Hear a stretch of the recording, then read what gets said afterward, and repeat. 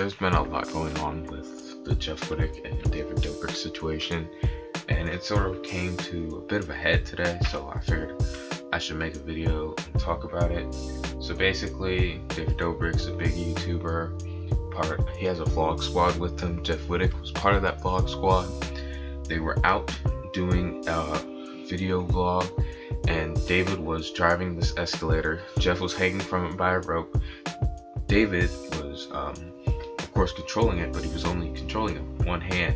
In his other hand, he had a vlogging camera. So the thing got spun around too fast, and Jeff ended up hitting the thing, causing him irreparable eye damage. It's pretty much going to last for the rest of his life.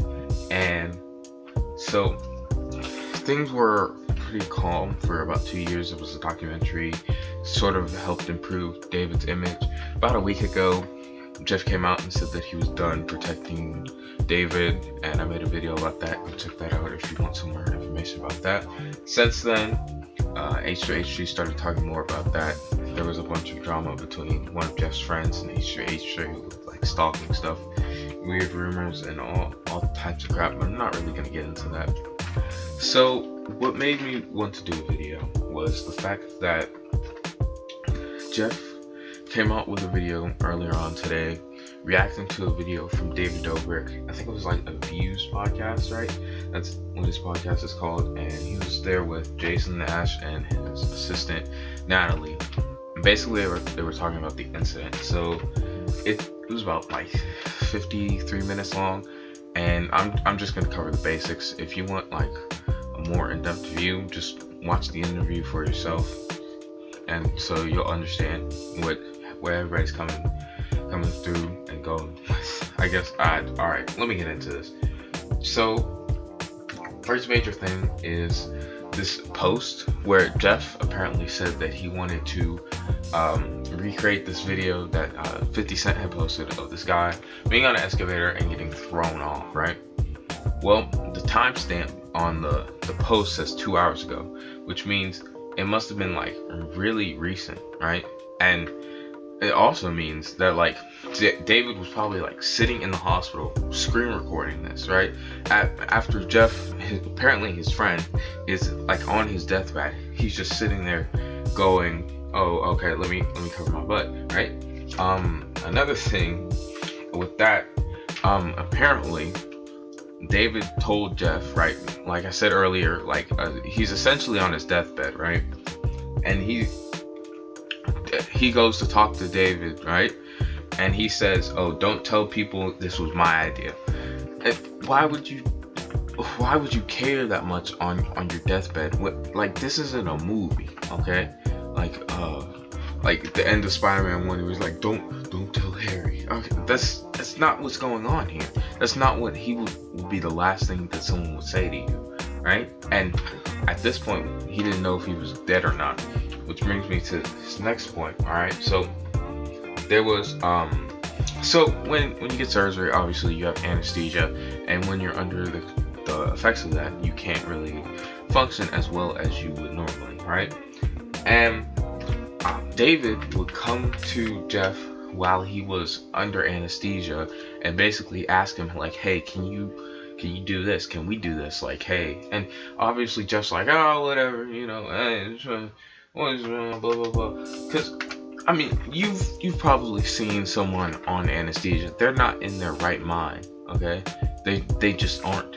You can't just go to this person and have them make important decisions, right?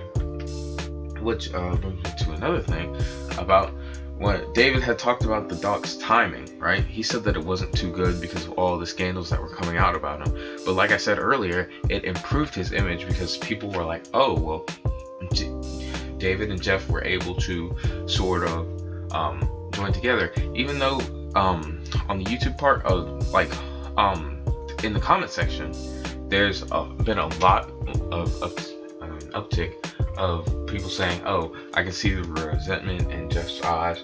There's clearly tension between them, which there would be regardless, but even now that Jeff's come out and called David a scumbag publicly lots and lots of times, it's just gotten worse and worse. And on top of all this, David never paid Jeff's hospital bills, right?